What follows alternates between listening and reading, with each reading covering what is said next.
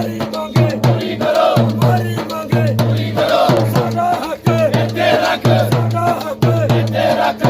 अधिकार मांगते नहीं किसी से भीख मांगते, हम अपना अधिकार मांगते नहीं किसी से भीख मांगते, नहीं किसी से भीख मांगते, नहीं किसी से भीख मांगते। इत्थे रख, इत्थे रख, इत्थे रख, साडा हक इत्थे रख, साडा हक इत्थे रख। टेलीविजन को गुमराह करो, टेलीविजन को गुमराह करो।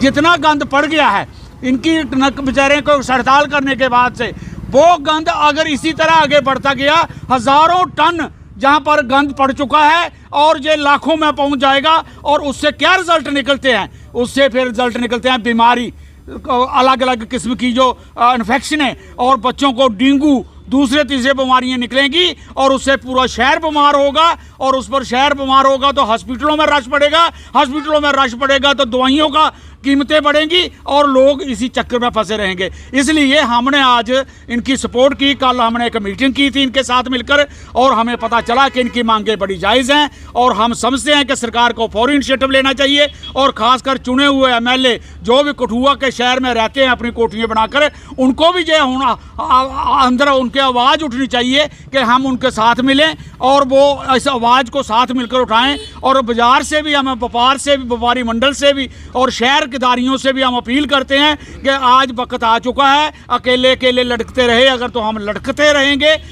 उसका कोई हल नहीं निकलेगा। आप भी पूरी सपोर्ट करो और शहर बंद करने की ज़रूरत पड़ती है तो शहर बंद करो और इसे सरकार को बता दो कि हम इकट्ठे हैं और इकट्ठे जिएंगे और इकट्ठे मरेंगे। ये कहते भी हैं कि हम इकट्ठे हैं तो सेफ हैं और इकट्ठे तो हम होना ही चाहिए ना हमें। इसलिए इसका इनकी हमारी आज की जो कोशिश थी, आज हम आए और सुशील एडवोकेट वगैरह जो हमारी एक छोटी सी ऑर्गेनाइजेशन है हम अलग अलग बनाई हुई हैं और उनसे हमेशा हम इकट्ठे होकर सिविल सोसाइटी की तरफ से स्टैंड लेते रहे हैं। जब खोखे उठाए गए थे तब भी हमने इकट्ठे होकर डीसी का बताया था कि कानून क्या कहता है और आज वो वहाँ पर लगे हुए हैं। इसलिए हम कानूनी तौर पर बात जानते हैं, हम हक जानते हैं, आइन के तौर पर हम लड़ना चाहते हैं और इस आइन में इनका हक है कि ये लोग बोल सकते हैं और अपनी मांग कर सकते हैं। इनकी मांग मिलनी चाहिए इनको। माध्यम से अपनी सिविल सोसाइटी, सभी जितनी भी एनजीओ है कठुआ की, उनका तहे दिल से शुक्रिया अदा करता हूं।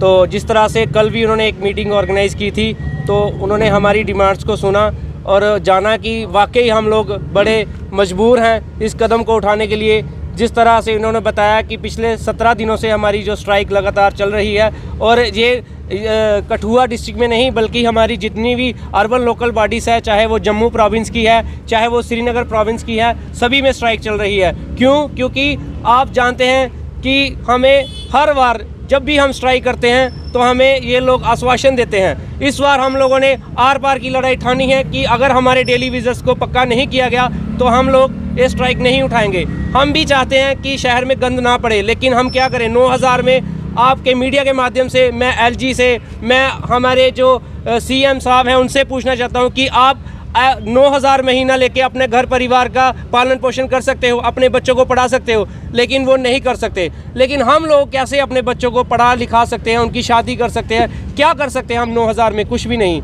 लेकिन ये इस चीज़ को मद्देनज़र रखते हुए हम सभी, हमारी अर्बन लोकल बॉडी ने ये फैसला लिया है कि इस बार हम लोग आर पार की लड़ाई लड़ेंगे और हम किसी भी आश्वासन में अपनी स्ट्राइक जो है नहीं उठाएंगे। तो यह इन्होंने बता ही दिया है कि ये जो इनकी स्ट्राइक किस मुद्दों को लेके हो रही है, बहुत दुख की बात है।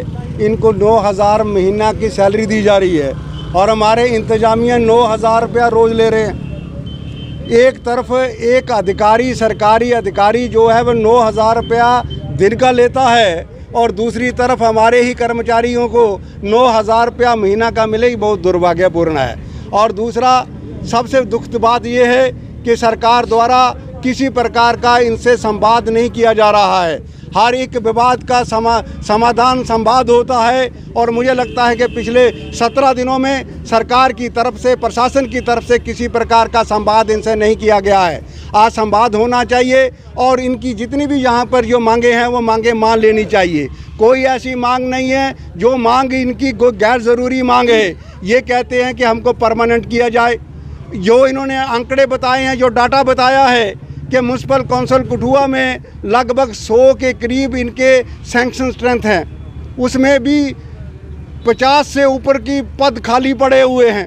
अगर पद आपके पास खाली पड़े हुए हैं और आपके पास डेली रेटेड वर्कर पिछले 20 सालों से वहाँ पर लगे हुए हैं, उन लोगों को उस स्थान पर पक्का किया जाए, कुछ नई पोस्टों को सैंक्शन किया जाए, जिससे पूरे शहर का इंतज़ाम भी ठीक होगा और उसके साथ साथ इनको एम्प्लॉयमेंट की अपॉर्चुनिटी भी मिलेगी। और जिस तरीके से सरकार और प्रशासन पेश आ रहा है और जिस प्रकार से इनके हड़ताल के कारण जो कॉन्सिक्वेंसेस शहर को फेस करने पड़ रहे हैं, 35 मीट्रिक टन रोज़ का कूड़ा करकट यहाँ निकलता है, ये सरकारी रिपोर्ट है। और अगर 15 दिन 16 दिन अगर वो निकला होगा तो 560 मीट्रिक टन कूड़ा जो है वो हमारे इर्द गिर्द इकट्ठा हो चुका है। अगर ये कूड़ा हार्मफुल होगा, पूरे समाज और शहर को नुकसानदेह होगा। इसलिए सरकार, शहर के तमाम लोगों से हमारा ये आग्रह है, अपील है कि हम इनके सपोर्ट करें ताकि सरकार जो है वो जल्दी से जल्दी इनकी मांगों को मान ले। और जब सरकार इनकी मांग मान लेती है तो ये एजिटेशन पे पीछे हट जाएंगे और ये हमारी फिर उसी तरह सफाई शहर की करेंगे। अंत में मैं यही दरख्वास्त प्रशासन को, सरकार को कहना चाहूँगा कि आप विलम्ब मत कीजिए, आप जल्दी से जल्दी जो भी इनकी मांगे हैं उस मांगों को कंसीडर कीजिए। पूरी जम्मू में इन्होंने बताया कि 850 इनके पास डेली रेटेड वर्कर हैं जो पिछले कई वर्षों से लगे हुए हैं। अफसोस इस बात का है कि आप डेली वेजर लगाते हैं ये कैजुअल काम के लिए। हो सकता है आपको महीने 2 महीने की ज़रूरत हो, आपने 18-20 वर्ष तक लोगों को कैजुअल और डेली रेटेड रखते हो। और ये एक्सप्लॉइटेशन नहीं तो क्या है, ये गरीब का शोषण नहीं तो क्या है। और सरकार, हमारा संविधान इसकी इजाज़त नहीं देता कि आप इस प्रकार के लोगों का शोषण करें। इसलिए हम सिविल सोसाइटी की तरफ से इनके साथ हैं और कठुआ की तमाम सिविल सोसाइटी से कहना चाहेंगे, आओ मिलकर के इनका साथ दीजिए। धन्यवाद, शुक्रिया, जबी। लोकतंत्र में सबसे बड़ा जो योगदान होता है वो एक रिप्रेजेंटेटिव का बड़ा रोल होता है, जिसमें लोग अपने रिप्रेजेंटेटिव चूज़ करते हैं। मुझे लग रहा है कि इनके रिप्रेजेंटेटिव जो हैं वो फेल हो चुके हैं। वो उनकी बात को शायद असेंबली तक नहीं पहुंचा पा रहे। इनको लग रहा है कि इनकी बातें जो है असेंबली तक नहीं पहुंच पा रही, विधानसभा तक नहीं पहुंच पा रही। शायद ये तभी सड़कों पर उतरे हैं, जहाँ तक मुझे लगता है। और ये लोग हताशा में हैं क्योंकि लगातार 17 दिन हो गए इनको स्ट्राइक पर बैठे हुए। सरकार इनकी जायज़ डिमांडों को बिल्कुल नज़रअंदाज कर रही है। ये बिल्कुल भी सही नहीं है, क्योंकि मैं देखता हूँ, मैं भी 92 का रहने वाला हूँ और साथ में हमारा 92 पड़ता है। तो मैंने देखा है कि वहाँ से इतना इलिटरेसी है। क्यों है? क्योंकि इन लोगों को एक तो सैलरी 9000 में ये गुजारा करते हैं। उसी 9000 में अपने बच्चों को पढ़ाएंगे, उनका लालन पालन पोषण करेंगे या उससे बच्चों को पढ़ाएंगे। तो मैं देखता हूँ कि आज तक उस मोहल्ले में या इनकी बस्ती में से कोई मुझे सरकारी डॉक्टर नहीं मिला, सरकारी वकील नहीं मिला, इंजीनियर कोई नहीं वहाँ से मिला। आज तक वहाँ की उनकी स्थिति जैसे जब मैं यहाँ इस मोहल्ले में जब मैं पैदा हुआ था तब भी वैसी थी और आज भी उनकी स्थिति वैसी बनी हुई है। इसका सारा का सारा कारण जो है इनकी जो गरीबी है, क्योंकि सरकार इनको ना पक्का कर रही है। बड़ी सारी सरकारें आई, इनको बेचारों को एक लॉलीपॉप दिया जाता है कि कोई बात नहीं, हम आपको पक्का करेंगे। और मुझे बड़ा शर्म आ रही है कि 20-22 साल हो गए लोगों को यहाँ पे काम करते हुए, इनको पक्का नहीं किया गया। कोई इनका इंश्योरेंस नहीं है, कोई स्टेट की तरफ से कोई इनको कोई जो बेनिफिट है कोई नहीं है सरकारों की तरफ से। अब ये बताओ कि इतने गंभीर बीमारियों से मर जाते हैं, इसका रिस्पॉन्सिबल कौन होगा? तो मुझे लग रहा है सरकार को उनकी जायज़ डिमांडों की तरफ ध्यान देना चाहिए। और जो ये कोई दिल्ली का ताज नहीं मांग रहे किसी से, ये सिर्फ अपनी जायज़ डिमांडें मांग रहे हैं। मुझे लग रहा है कि सरकार को इनकी जायज़ डिमांडों को नज़रअंदाज नहीं करना चाहिए और इनको जो है पक्का करना चाहिए, जिससे जो समाज की हालत भी सुधरे। देख रहे हो आप कि कठुआ में हर जगह कचरे के ढेर लगे हुए हैं। तो ये भी नहीं चाहते कि ये ऐसा काम करें, ये सफाई ना करें, ये मजबूर होकर सड़कों पे उतरे हैं। तो मुझे लग रहा है कि कठुआ की जितनी पब्लिक है उनको इनके समर्थन में आना चाहिए और इनकी जायज़ डिमांड के लिए जो है स्टेट को या जो अपने सरकार को है जो उन्होंने अपील करनी चाहिए। सर बड़ी अफसोस की गल है, पूरा मीडिया भी साथ दिया था, लेकिन एडमिनिस्ट्रेशन का ना कोई बंदा इनके कोल आया और ना ही कोई बड़ा अफसर इनके कोल पुज्जिया, ना ही कोई जेडे 29 MLA जम्मू ने जिताइए भेजे ने, ना उनके विचों कोई इत्थे पुज्जिया। बड़ी अफसोस की गल है कि सरकार करते सफाई अभियान के बड़े बड़े प्रोजेक्ट बड़े बड़े काम चुकती है, बड़े बड़े अफसर आते बड़े बड़े लीडर मोदी साहब फॉरन जाइए सफाई अभियान के काम चलाते हैं, लेकिन जो अपने बच्चे ने वो 9000 कन्ने उनका दिहाड़ी का गुजारा नहीं होंदा।